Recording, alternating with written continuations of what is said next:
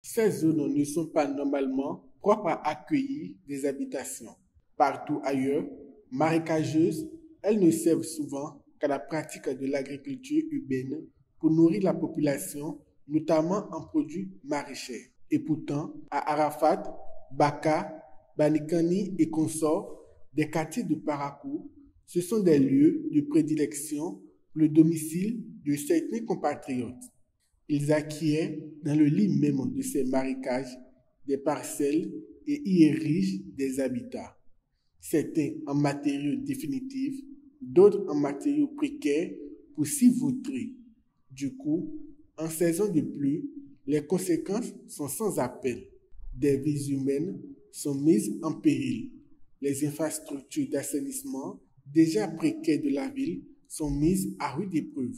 Devenant des sinistrés entre les mois de mai et d'octobre, les plus téméraires de ses occupants, des bas-fonds, s'exposent d'une part à des maladies et d'autre part se mettent littéralement en danger de mort.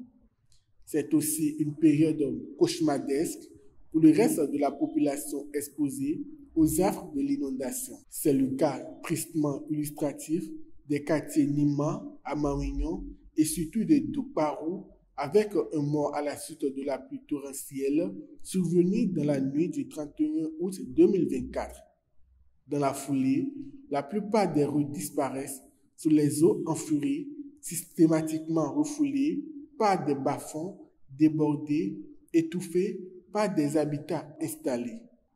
Et la situation ne fait qu'empirer chaque année un peu plus dans un contexte de croisade mondiale contre les effets du réchauffement climatique. Pour tout dire, à Parakou, la saison des pluies qui devrait symboliser la fertilité et porter l'espoir de l'abondance devient synonyme de vulnérabilité et d'angoisse pour la quasi-totalité de la population.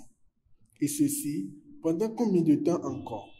Mais qui, sans doute en panne de vision, a bien pu autoriser le saucissonnage ainsi que la vente de cette partie de la cité des Kobourou à ses compatriotes? Quelles en sont les réelles motivations? Les responsabilités doivent être situées. Les citoyens attendent de voir auteurs et complices répondre chacun de ces actes dans cette gestion catastrophique, calamiteuse et chaotique du foncier de la métropole nord du Bénin.